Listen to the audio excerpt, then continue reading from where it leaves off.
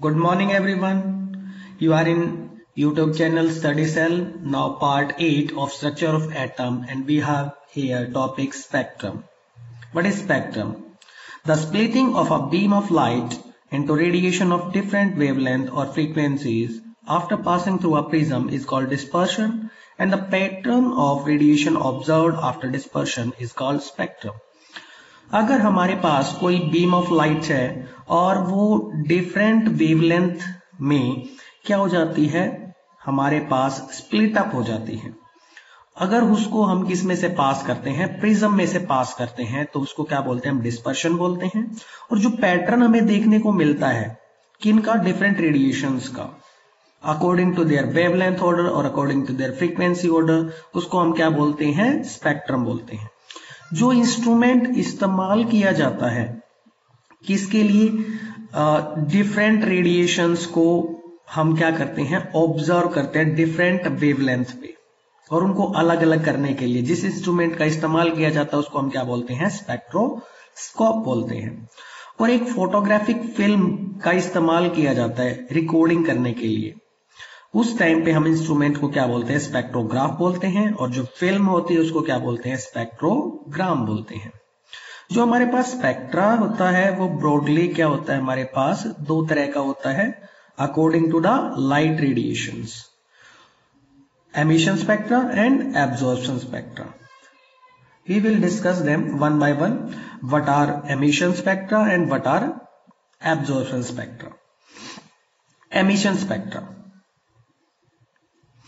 जब भी कोई लाइट एमिट होती है किसी सेल्फ लुमिनियस ऑब्जेक्ट से, सेल्फ लुमिनियस ऑब्जेक्ट का मतलब क्या होता है, हमारे पास ऐसा ऑब्जेक्ट जो क्या करता है, लाइट रेडिएशंस क्या करता है, एमिट आउट करता है। और उन लाइट रेडिएशंस को जो सेल्फ लुमिनियस ऑब्जेक्ट ने क्या की है, एमिट आउट की है, उनको डिस्पर्स किया गया है किसकी हेल्प से, प्रिज्म की हेल्प से। और उसके बाद जब हमें स्पेक्ट्रम मिलता है तो उस स्पेक्ट्रम को हम क्या बोलते हैं, एमिशन स्पेक्ट्रम बोलते हैं। देखिए यहां आप देख रहे हैं क्या, हमारे पास एक डिस्चार्ज ट्यूब है जिसके अंदर क्या फिल कर रखी है हमने, hydrogen gas at low atmosphere हमने फिल कर रखी है। क्या होगा, जो हमारे पास यहाँ हाइड्रोजन गैस होगी उसमें से क्या निकलेंगी, लाइट रेडिएशंस निकलेंगी। वो लाइट रेडिएशंस को कहां से पास किया हमने, स्लिट से पास किया। स्लिट मतलब क्या है, हमारे पास जैसे एक झांकी होती है, तो झांकी में से क्या है, एक ही रेडिएशन को क्या किया, पास किया, मोनोक्रोमेटिक रेडिएशन को यहां से पास होने हमने दिया है। वो मोनोक्रोमेटिक रेडिएशन क्या करती है, प्रिज्म के ऊपर क्या करती है, फॉल करती है और स्प्लिट अप हो जाती है किसके अंदर, डिफरेंट रेडिएशंस के अंदर, जिनके पास क्या है, डिफरेंट क्या है हमारे पास यहाँ वेवलेंथ है, showing colour violet, indigo, blue, green, yellow, orange, red. और इसको क्या बोलते हैं, जो हमारे पास ये कलर कॉम्बिनेशन है, विब्योर बोलते हैं, क्या बोलते हैं इसको, हम विब्योर बोलते हैं। रेनबो कलर्स हमारे पास है ये, है ना। तो जो हमारे पास यहाँ ये यूज किया हमने, जहां पर रिकॉर्ड किया हमने इम्प्रेशन को, फोटोग्राफिक फिल्म का इस्तेमाल करते हुए रिकॉर्ड किया है इन सभी कलर्स को, इसको हम क्या बोलते हैं, स्पेक्ट्रोग्राफ। इसको क्या बोलते हैं हम, स्पेक्ट्रोग्राफ बोलते हैं। जो हमारे पास ये एमिशन स्पेक्ट्रा होता है, एक्चुअल में एमिशन स्पेक्ट्रा 3 टाइप्स का होता है, कॉन्टिन्यूअस स्पेक्ट्रा, डिसकंटिन्यूअस स्पेक्ट्रा और बैंड स्पेक्ट्रा। हम उनको भी डिस्कस करते हैं one by one. Continuous spectra, जब हम क्या करते हैं, एक व्हाइट लाइट लेते हैं और उसको पास करते हैं किसमें से, प्रिज्म में से, और वो किसमें हमें मिलते हैं, रिजॉल्व हो जाते हैं 7 कलर्स में। स्पेक्ट्रम हमें मिलता है जिसके अंदर क्या होते हैं, 7 कलर्स होते हैं, उसको हम क्या बोलते हैं, कंटिन्यूअस स्पेक्ट्रा हम बोलते हैं। और इस स्पेक्ट्रा को कंटिन्यूअस स्पेक्ट्रा भी क्यों बोला जाता है, क्योंकि जो हमारे पास हमें कलर्स मिले हैं उनके अंदर कोई भी शार्प बाउंड्री नहीं है। जो 2 कलर्स हमें मिलते हैं, यानी कि एक के बाद क्या हो रहा है, दूसरे में क्या हो रहा है, कंटिन्यूअस मिक्सअप हो रहा है। यानी कि आपको क्या मिला, वॉयलेट मिला, वॉयलेट के बाद तुरंत क्या मिला, इंडिगो मिला, इंडिगो के बाद क्या मिला, ब्लू, देन ग्रीन, फिर येलो, ऑरेंज, रेड। तो कंटिन्यूअस है, लगातार है। जो हमारे पास एक कंटिन्यूअस स्पेक्ट्रा हम ऑब्जर्व करते हैं वो किस किस में ऑब्जर्व कर सकते हैं, कौन से हमारे पास एग्जांपल हो सकते हैं, जैसे लाइट फ्रॉम सन, अगर हम डालते हैं किसी प्रिज्म के ऊपर तो हमें कंटिन्यूअस स्पेक्ट्रा देखने को मिलता है। या फिर हम क्या ले सकते हैं, कार्बन आर्क का इस्तेमाल कर सकते हैं, फ्लेम ऑफ कैंडल का इस्तेमाल कर सकते हैं, तब भी हमें कंटिन्यूअस स्पेक्ट्रा मिलेगा। और फिलामेंट ऑफ इनकैंडेसेंट बल्ब का भी इस्तेमाल हम कर सकते हैं, तब भी हमें कैसा स्पेक्ट्रा मिलेगा, यहाँ कंटिन्यूअस स्पेक्ट्रा देखने को मिलेगा। डिसकंटिन्यूअस स्पेक्ट्रा कब ऑब्जर्व करते हैं, जब हमारे पास क्या होती है, गैसेस होती हैं या फिर वेपर्स लेते हैं हम किसी केमिकल सब्सटेंस की और उनको गर्म किया जाता है एक इलेक्ट्रिक आर्क में या फिर बर्नसन फ्लेम के ऊपर, उनको हम क्या करते हैं, हीट अप करते हैं। तो जो लाइट एमिट आउट होती है उस केमिकल सब्सटेंस की, उन वेपर्स की या उन गैसेस की, उसको पास किया जाता है किसमें से, प्रिज्म में से, तब हमें एक स्पेक्ट्रम मिलता है और उस स्पेक्ट्रम को हम क्या बोलते हैं, लाइन स्पेक्ट्रम बोलते हैं। यानी कि डिसकंटिन्यूअस स्पेक्ट्रा को हम लाइन स्पेक्ट्रम भी बोल सकते हैं। और इसी लाइन स्पेक्ट्रम को एटॉमिक स्पेक्ट्रम भी बोलते हैं। एटॉमिक स्पेक्ट्रम क्यों बोलते हैं इसको, क्योंकि जो पैटर्न ऑफ लाइंस है हमारे पास इस स्पेक्ट्रा के अंदर, वो पर्टिकुलर एलिमेंट के लिए क्या रहेंगी, पर्टिकुलर एलिमेंट के लिए डिफरेंट रहेंगी। यानी कि हम क्या बोल सकते हैं, इस स्पेक्ट्रा को फिंगरप्रिंट भी बोल सकते हैं किसी पर्टिकुलर एलिमेंट के लिए। जैसे कि हम अपने थंब की बात करते हैं, जो हमारा थंब होता है हर एक पर्सन टू पर्सन क्या होता है, डिफरेंट होता है। तो हम पहचान कर सकते हैं अपनी, जैसे हमारे पास क्या होती है, आधार कार्ड होता है, वहां हम थंब इंप्रेशंस देते हैं अपने और वो रिकॉर्ड बन जाता है। अगर कहीं पे भी हमें जाना है, किसी तरह से भी कोई चीज निकलवानी है, तो हम क्या कर सकते हैं, अपने थंब का इस्तेमाल करते हैं, क्योंकि हर एक पर्सन का जो थंब होता है वो क्या होता है, अलग होता है। ऐसे ही जो लाइन स्पेक्ट्रम होता है वो भी क्या होता है, हमारे पास हर एक एलिमेंट का क्या होता है, डिफरेंट होता है। और इसीलिए इसको क्या बोला जाता है, फिंगरप्रिंट स्पेक्ट्रा भी बोला जाता है। यानी कि जो हमारे पास जो इस लाइन स्पेक्ट्रा है, क्वेश्चन आ सकता है आपका कि कौन से स्पेक्ट्रम को fingerprint of atom of particular element बोला जाता है, तो हमारा क्या आंसर होना चाहिए, लाइन स्पेक्ट्रम को बोला जाता है। नेक्स्ट हमारे पास क्या है, बैंड स्पेक्ट्रम। बैंड स्पेक्ट्रम में क्या होता है, ये हमारे पास क्या होता है, जो ब्राइट बैंड्स मिलते हैं, इसके अंदर क्या देखने को मिलते हैं, हमें ब्राइट बैंड्स देखने को मिलते हैं। और कब प्रोड्यूस होता है हमारे पास, जब हम क्या लेते हैं, कोई भी एक्साइटेड सोर्स लेते हैं। किस स्टेट में, मॉलिक्यूलर स्टेट में। जैसे स्पेक्ट्रा ऑब्जर्व करते हैं किसका, हाइड्रोजन का, कार्बन मोनोऑक्साइड का, अमोनिया का, तो वो हमें क्या देते हैं, ब्राइट बैंड्स देते हैं स्पेक्ट्रम के। तो हम इसको किसके स्पेक्ट्रा के अंदर पढ़ते हैं, एमिशन स्पेक्ट्रा के अंदर इसको पढ़ते हैं। नेक्स्ट हमारे पास क्या है, एब्जॉर्प्शन स्पेक्ट्रा। एब्जॉर्प्शन स्पेक्ट्रा क्या होता है हमारे पास, जब कोई लाइट रेडिएशन है हमारे पास और उसको पास किया जाता है किसी सॉल्यूशन से। किससे पास किया हमने, सॉल्यूशन से। सॉल्यूशन किसका हो सकता है हमारे पास, साल्ट का हो सकता है या फिर गैसेस का हो सकता है। और उसके बाद जो लाइट हमारी क्या होती है, बाहर निकलती है, उसको क्या बोलते हैं, ट्रांसमिटेड लाइट। एक लाइट को तो क्या कर लिया है, एब्जॉर्ब कर लिया गया, जो डायरेक्ट डाली गई थी हमारी सॉल्यूशन के अंदर, उस लाइट को क्या कर लिया गया, एब्जॉर्ब कर लिया। और उसके बाद जो लाइट ट्रांसमिट हुई है उसको कहां पास किया गया है, प्रिज्म से पास किया गया है। और तब हम क्या देखते हैं कि हमें कुछ डार्क लाइंस या फिर कुछ बैंड्स दिखाई देते हैं। क्या दिखाई देते हैं, कुछ लाइंस, यहाँ देखिए आपको कुछ लाइंस दिखाई दे रही है और कुछ डार्क लाइंस भी दिखाई और बैंड्स भी दिखाई दे रहे हैं। तो इन्हीं को हम क्या बोलते हैं, एब्जॉर्प्शन स्पेक्ट्रा भी बोलते हैं। यानी कि क्या हुआ हमारे पास, when a white light having all wavelength of visible region is passed through a medium, ये मीडियम है हमारे पास, and the transmitted light is dispersed by a prism, जो ट्रांसमिट लाइट है उसको पास किया किससे, प्रिज्म से पास किया गया है ना। Transmitted light is dispersed by a prism, a few dark और बैंड्स आर ऑब्जर्व्ड। क्या है हमारे पास, जो ये यहाँ बैंड्स आपको क्या ऑब्जर्व किए हैं, डार्क लाइन के आप क्या करते हैं, यहाँ बैंड्स ऑब्जर्व करते हो या फिर लाइंस को क्या करते हो, यहाँ ऑब्जर्व करते हो। जो है हमारे पास एब्जॉर्प्शन स्पेक्ट्रा होता है, ये क्या होता है कि हम इसके अंदर आप कंपेयर कर सकते हैं इसको किसके साथ, एमिशन स्पेक्ट्रा के साथ। यहां से जब आप देखते हैं तो इसको किसकी तरह लुक लाइक है, ये आपके पास एमिशन स्पेक्ट्रा की तरह ही लुक लाइक है। लेकिन इसको एब्जॉर्प्शन स्पेक्ट्रा क्यों बोला गया है, क्योंकि इसने क्या किया है, यहां से जो लाइट रेडिएशन डाली गई है इसके ऊपर, इसने फर्स्ट उनको क्या किया है, एब्जॉर्ब किया है। उसके बाद जो ट्रांसमिटेड लाइट है उसने इस स्पेक्ट्रम को क्या किया है, शो किया है। इसलिए इसको क्या बोलते हैं, हम एब्जॉर्प्शन स्पेक्ट्रम बोलते हैं। हम क्या कर रहे हैं, यहाँ इंटरप्रिटेशन कर रहे हैं किसके, हाइड्रोजन स्पेक्ट्रा की इंटरप्रिटेशन कर रहे हैं। यहाँ क्या हमारे पास ये n है, n क्या हमारे पास यहाँ नंबर ऑफ ऑर्बिट है, 1 2 3 4 5 6। इस तरह से हमने क्या कर रखा है, रिप्रेजेंट कर रखा है, हर एक ऑर्बिट को रिप्रेजेंट कर रखा है। और जो ये हमारे पास स्पेक्ट्रम हम बना रहे हैं, ये कौन से स्पेक्ट्रम, हमारे पास हाइड्रोजन एटम का स्पेक्ट्रा है, जो एमिशन स्पेक्ट्रा है। क्या हमारे पास एमिशन स्पेक्ट्रा है। किसी बॉडी क्या कर रही है, हमारे पास लाइट रेडिएशन एमिट आउट करके वापस अपनी ग्राउंड स्टेट में आ रही है। उस टाइम पे हमें क्या करते हैं, कुछ लाइंस ऑब्जर्व होती हैं, कुछ स्पेक्ट्रम ऑब्जर्व होते हैं, और डिफरेंट डिफरेंट क्या होती हैं, वेवलेंथ की होती है। जैसे हमारे पास क्या यहां से कोई इलेक्ट्रॉन क्या कर रहा है, वो वापिस आ रहा है किसकी फॉर्म में, लाइट रेडिएशंस को एमिट आउट करते हुए कहां से कहां तक आ रहा है, ये हम मान लेते हैं, जैसे इन्फिनिटी मान लेते हैं, इस पॉइंट को क्या मान लेते हैं, इन्फिनिटी। इन्फिनिटी से कहां आ रहा है, देखिए 1 तक आ रहा है, और साथ में क्या किया उसने, एक लाइन को शो किया है ना। और यहाँ n6 से आ रहा है किसके अंदर, 1 के अंदर। यहाँ कहां से आ रहा है, 5 से 1 के अंदर। तो इस सीरीज को, जिसके अंदर कहां से आपका इन्फिनिटी से, यानी कि वैल्यू कहीं भी हो सकती है, लेकिन आ कहां पे रहा है, 1 में आ रहा है, n की वैल्यू कितनी है, 1 है, उस टाइम पे उस सीरीज को क्या बोलते हैं, हम लाइमन सीरीज बोलते हैं। अगर 2 में आता है तो उसको हम क्या बोलते हैं, बाल्मर सीरीज बोलते हैं। 3 में आता है तो उसको क्या बोलते हैं, पास्चन सीरीज बोलते हैं।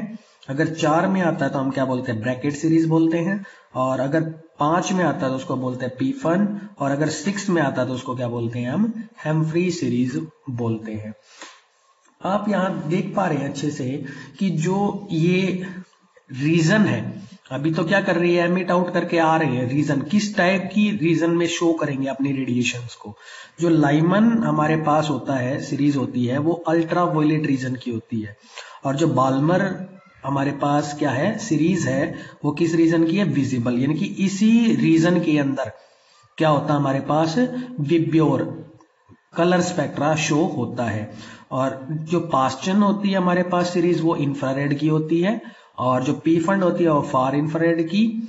और जो हमारे पास क्या होती है, हम्फ्री होती है, वो फार इंफ्रारेड की होती है।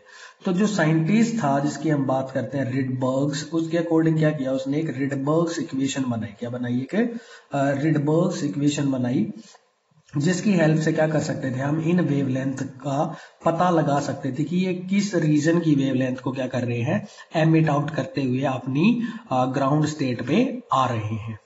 ठीक है, वो इक्वेशन को देखते हैं हम। Different spectral lines in the spectrum of hydrogen atom. देखिए लाइमन किस रीजन का बताया था हमने, अल्ट्रावायलेट का बताया था, जिसमें जो N1 था हमारे पास, जो ग्राउंड स्टेट थी वो कितनी थी, 1 थी। और जो जहां से क्या कर रहे, लाइट रेडिएशन एमिट आउट करके इलेक्ट्रॉन आ रहा है, जो उनसी भी ऑर्बिट से आ रहा है, वो N2 की वैल्यू क्या हो सकती है, 2 3 4 5 हमारी कोई भी वैल्यू हो सकती है। ऐसे ही बाल्मर है, कौन से रीजन का बताया था हमने, विजिबल का बताया था। n की वैल्यू क्या थी, 2 थी। n2 की वैल्यू क्या सकती है, 3 4 5 6 हो सकती है। इस तरह से हमने क्या किया था, रीजन को क्लासिफाई किया था। जो रिड्स था हमारे पास, रिंग, उसने क्या किया, मैथमेटिकल फॉर्मूला पुट किया, जिसको हम रिडबर्ग्स इक्वेशन भी बोलते हैं। क्या था हमारे पास, wave number is equals to 1 by wave length is equals to R 1 by n1 का स्क्वायर माइनस 1 बाई n2 का स्क्वायर। ये क्या हमारे पास, वेव नंबर, लैम्डा क्या हमारे पास, वेव लेंथ, आर क्या है, रिडबर्ग्स कांस्टेंट, जिसकी वैल्यू कितनी है, 109678 सेंटीमीटर इनवर्स। एक बात ध्यान रखने की है कि जो ये n2 की वैल्यू होगी वो हमेशा n1 से ज्यादा होगी। और जो n1 होगा वो हमें क्या बताएगा कि कौन से रीजन का या कौन सी सीरीज की वो लाइन है हमारे पास। जैसे मैं बोल देता हूँ n1 की वैल्यू कितनी है, 5 है मेरे पास, तो मुझे पता चल जाएगा कि वो कौन से रीजन की है, पी फंड की है और फार इंफ्रारेड की। जैसे मैं क्या बोल देता हूँ, N1 की वैल्यू कितनी है, 2 है, इसका मतलब मेरे को पता चल गया वो सीरीज कौन सी है, बाल्मर सीरीज है। तो इस इक्वेशन को क्या कर सकते हैं, मॉडिफाई भी कर सकते हैं। हाइड्रोजन लाइक स्पीसीज के लिए क्या कर सकते हैं, फॉर्मूले को wave number is equal to 1 by wave length is equal to R 1 by n1 का स्क्वायर माइनस 1 बाई n2 का square into Z square. Z क्या है हमारे पास यहाँ एटॉमिक नंबर, जेड क्या है हमारे पास यहाँ एटॉमिक नंबर। तो हाइड्रोजन लाइक स्पीसीज के लिए क्या कर सकते हैं, हम इसको शो भी कर सकते हैं। Now some numericals on Rydberg's equation. Wave number is equals to 1 by wavelength equal to r 1 by n1 का square minus 1 by n2 का square into z square. R here is Rydberg's constant having value 109678 centimeter inverse. Z is atomic number and n2 is greater than n1. What is the wavelength of light emitted when the electron in hydrogen atom undergoes transition from energy level with n equal to 4 to an energy level with n equal to 2? What is the color of radiation? ये हमारा question किसका है, NCERT का question है। इसको हमें क्या करना है, सॉल्व करना है। सबसे पहले हम क्या लिखेंगे, हमारे पास जो फॉर्मूला है रिडबर्ग्स इक्वेशन का फॉर्मूला क्या है, 1 by wavelength is equals to R 1 by n1 का स्क्वायर माइनस 1 बाई n2 का स्क्वायर इंटू जेड स्क्वायर। और हाइड्रोजन एटम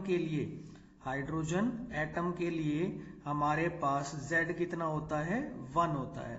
और यहां पर क्या क्या चीजें गिवन, हमें रिडबर्ग्स कांस्टेंट की वैल्यू हमें पता होना चाहिए, कितनी होती है रिडबर्ग्स कांस्टेंट की वैल्यू, गिवन है 109678 सेंटीमीटर इनवर्स।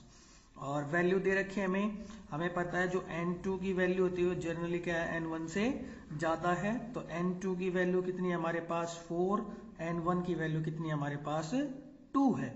इस वैल्यू को क्या कर देते हैं, ऊपर फॉर्मूले में पुट कर देते हैं। हमारे पास क्या मिलेगा, 1 by wavelength is equals to 109678 1 by 2 का स्क्वायर माइनस 1 बाई 4 का स्क्वायर, इस तरह से मिलेगा हमें।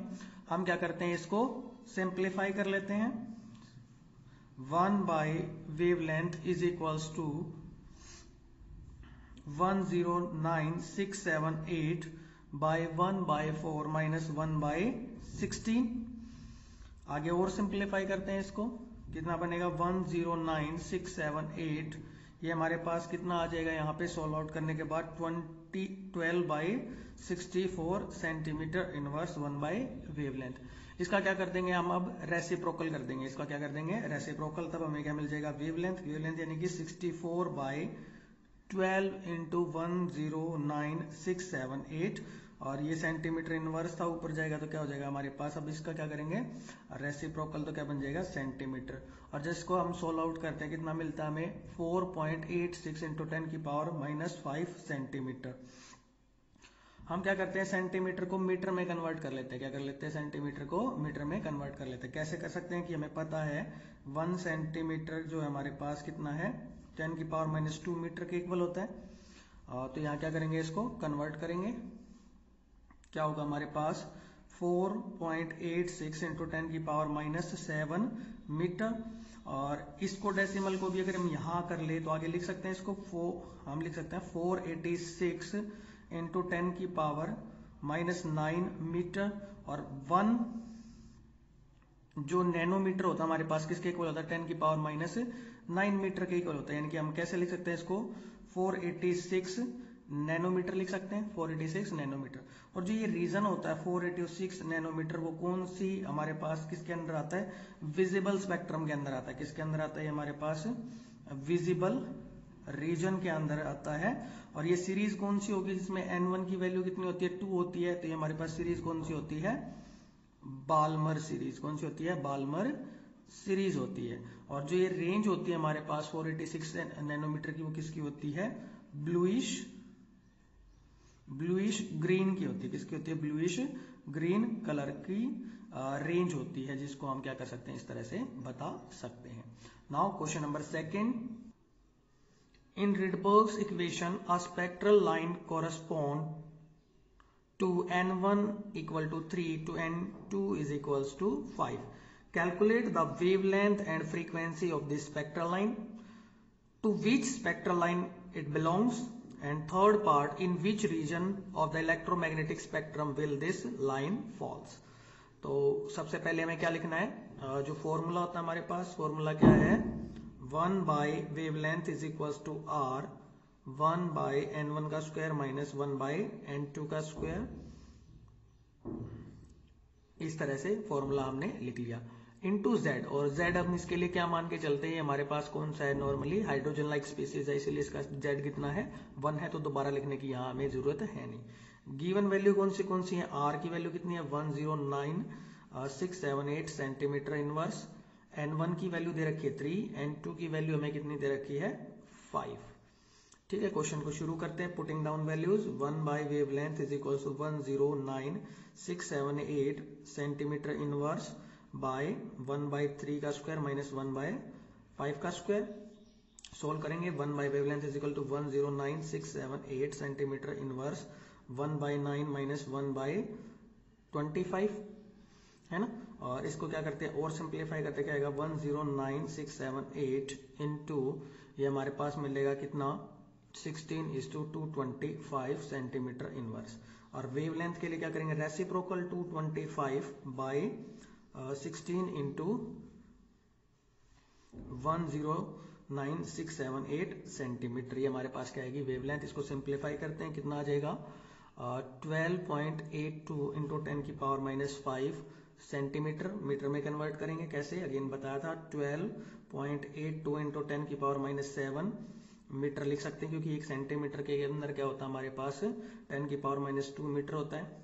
अगेन इसको क्या करते हैं सिंप्लीफाई, क्या लिख सकते हैं 128 इंटू 10 की पावर माइनस 9 लिख सकते हैं, मीटर के इक्वल लिख सकते हैं इस तरह से, है ना। तो अब क्या करेंगे हम, ये इधर से शिफ्ट किया हमने, 2 डेसिमल इधर शिफ्ट किया है, तो इसको क्या लिख सकते हैं कि एक जो नैनोमीटर होता है उसके अंदर 10 की पावर माइनस 9 क्या होता है हमारे पास मीटर होते हैं, तो वैल्यू कर सकते हैं इसको किसका 1282 नैनोमीटर के इक्वल हम क्या कर सकते हैं वेवलेंथ निकाल सकते हैं। और हमें अच्छे से पता है क्या फॉर्मूला हमारे पास होता है frequency is equal to C by lambda, है ना। तो यहां से हम क्या कर सकते हैं, जो हमारे पास पार्ट था फ्रीक्वेंसी निकालने वाला वो ऐसे सोल्व कर सकते हैं। स्पीड कितनी होती है हमारे पास 3 इंटू 10 की पावर 8 मीटर पर सेकेंड, और ये कितना हमारे पास वेवलेंथ 1282 नैनोमीटर है, मीटर में कन्वर्ट कर लेंगे कितना हो जाएगा 12.82 इंटू 10 की पावर माइनस 7 मीटर में कन्वर्ट हो जाएगा, मीटर से मीटर क्या हो जाएगा हमारे पास कैंसिल आउट हो जाएगा, और जब फ्रीक्वेंसी निकाल लेंगे तो हमें आंसर मिलता है कितना 2.34 इंटू 10 की पावर 14 सेकेंड इनवर्स हमारे पास आंसर आता है। हमारे पास सेकेंड पार्ट बचता है to which spectral line it belongs, तो स्पेक्ट्रल लाइन कौन सी होगी हमारे पास, जो N2 की वैल्यू है वो हमें यहाँ क्या पता है, अच्छे से पता है N2 की वैल्यू कितनी है, और इससे जानकारी मिलेगी हमें किसकी स्पेक्ट्रल लाइन की। देखिए क्वेश्चन के अंदर उसने अच्छे से बता रखा है आपको कि जो वैल्यू है आपकी N1 यानी कि कौन सी लाइन में आ रही है हमारे पास, थर्ड में अंदर आ रही है, कहां से 5 से आ रही है, तो N1 क्या करता है हमारा डिसाइड करता है कि कौन सा हमारे पास क्या रहेगी सीरीज रहेगी। तो जो N1 की वैल्यू वो कितनी दे रखी है 3 दे रखी है, 3 किसके लिए होती है हमारे पास पास चेन सीरीज के लिए होती है, किसके लिए होती है पास चेन सीरीज के लिए होती है। N1 की वैल्यू जो होती है हमारे पास कितनी होती है 2 होती, तो कौन सी सीरीज होती है हमारे पास बाल्मर सीरीज होती है, और N1 की वैल्यू कितनी होती है 1 होती, तो कौन सी सीरीज होती लाइमन सीरीज होती है। हमारे पास क्या है सेकंड पार्ट का आंसर है। थर्ड पार्ट उसने पूछा हमें कौन से रीजन में ये इलेक्ट्रोमैग्नेटिक स्पेक्ट्रम है आपका, कौन से रीजन में फॉल करते हैं, तो हमारे पास ये रीजन कौन सा होता है पास्टन सीरीज वाला इंफ्रारेड, कौन सा रीजन होता है हमारे पास इंफ्रारेड सीरीज का ये रीजन होता है हमारे पास। Now question number third, calculate the wavelength of the spectral line in Lyman series corresponding to N2 is equals to 3. Writing down the formula, 1 by wavelength is equals to R 1 by N1 का square minus 1 by N2 का square. तो यहाँ हमें N2 की value तो given है, question के अंदर क्या है N2 की वैल्यू गिवन है कितनी है 3, लेकिन यहाँ से पता चलेगा हमें जो इसने बोला है लाइमन सीरीज, और लाइमन सीरीज के लिए N1 की वैल्यू कितनी होती है हमारे पास, लाइमन सीरीज के लिए N1 की वैल्यू कितनी होती है 1 होती है। तो पुट कर दीजिए value 1 by wavelength is equals to 109678 678 centimetre inverse 1/1 का स्क्वायर माइनस 1/3 का स्क्वायर। और पुट करेंगे आगे, सोल्व करते हैं इसको। 1 by wave length is equal to 109678 centimetre inverse. इसको सोल्व करेंगे 1/1 माइनस 1/9। जब इसको क्या करते हैं, सोल्व आउट करते हैं, कितना मिलेगा ये 8/9। ये कितना मिलेगा हमें 8/9। तो यहाँ लिख सकते हैं 109678 सेंटीमीटर इनवर्स इंटू 8/9। ये क्या हमारे पास 1 बाई वेव लेंथ है। तो वेव लेंथ के लिए क्या करना पड़ेगा, रेसिप्रोकल करना पड़ेगा, यानी कि 9/8 इंटू 109678 सेंटीमीटर। इसको क्या करेंगे, सोल्व करते हैं हम। सोल्व करने के बाद कितना मिलता है हमें 102.6 इंटू 10 की पावर माइनस 7 सेंटीमीटर के इक्वल मिलता है। कितना मिलता है 102.6 इंटू 10 की पावर माइनस 7 सेंटीमीटर के इक्वल मिलता है। अब इसको क्या कर सकते हैं हम, नैनोमीटर में भी कन्वर्ट कर सकते हैं। किसमें कन्वर्ट कर सकते हैं, नैनोमीटर में। तो नैनोमीटर के लिए पता है हमें क्या पता है जानकारी की, एक जो सेंटीमीटर होता है हमारे, उसके अंदर 10 की पावर माइनस 2 मीटर होता है। तो कन्वर्ट करिए पहले इसको, कितना हो जाएगा ये 102.6 इंटू 10 की पावर माइनस 9 मीटर। और एक नैनोमीटर में क्या होता है हमारे पास, एक नैनोमीटर किसके इक्वल होता है 10 की पावर माइनस 9 मीटर के। यानी कि ये वैल्यू जो है हमारे पास, ये किसके इक्वल है, नैनोमीटर के इक्वल है। तो मैं इसको लिख सकता हूं कितना 102.6 नैनोमीटर हमारा यहाँ क्या होता है, आंसर होता है। तो इस तरह से क्या कर सकते हैं हम, रिडबर्ग्स इक्वेशन के ऊपर क्वेश्चंस को सॉल्व कर सकते हैं। Thank you.